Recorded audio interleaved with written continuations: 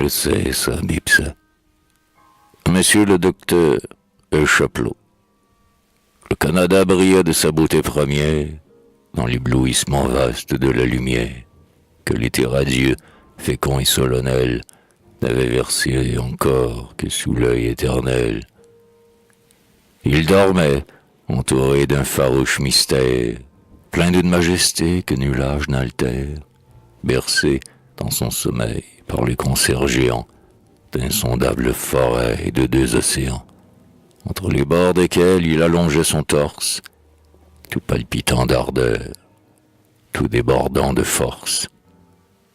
Il dormait, inconnu, sauvage et souverain, sous l'immuable azur d'un ciel pur et serein.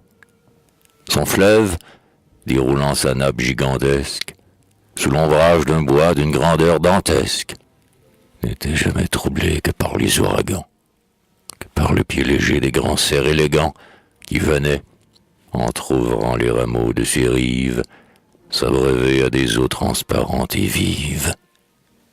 Ces monts, dont le sommet touche au dôme du ciel, n'avaient dû tressaillir qu'au souffle originel.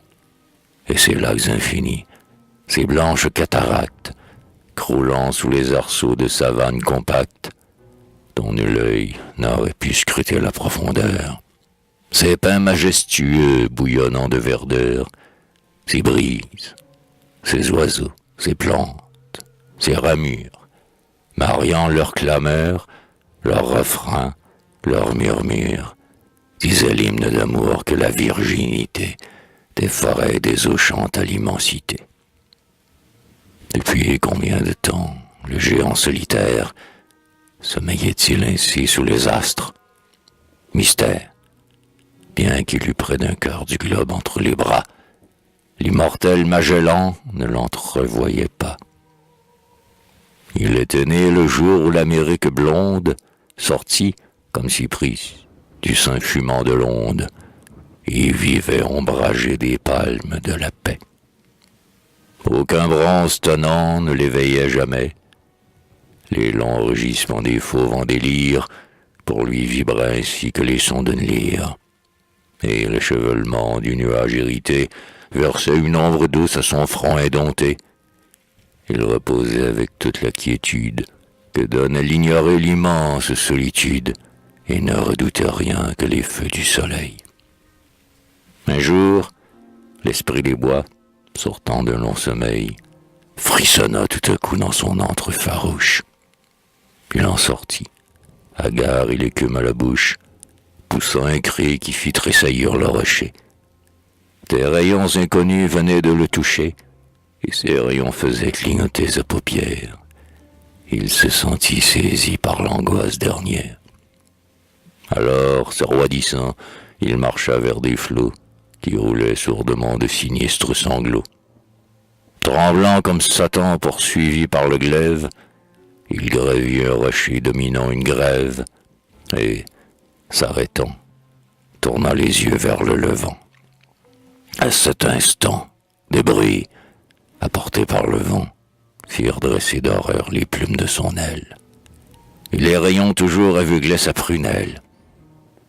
Bientôt il aperçut, sous le dôme des bois, des hommes qui plantaient dans le sol une croix, auprès d'un drapeau blanc déroulé par la brise.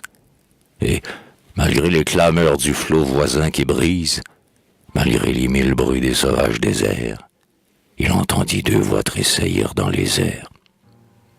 L'une balbutia ce grand mot, « Délivrance !» et l'autre, plus distincte et plus mâle, dit « France !»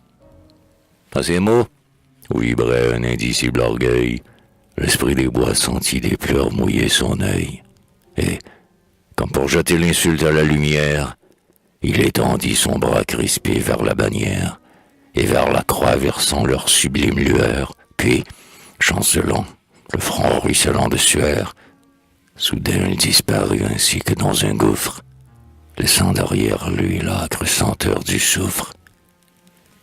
Formidable d'éclat, la bannière et la croix avaient enfin chassé le vieil esprit des bois, et la liberté sainte, ouvrant ses ailes d'ange, sur ce vaincu sans nom que nul pouvoir ne venge.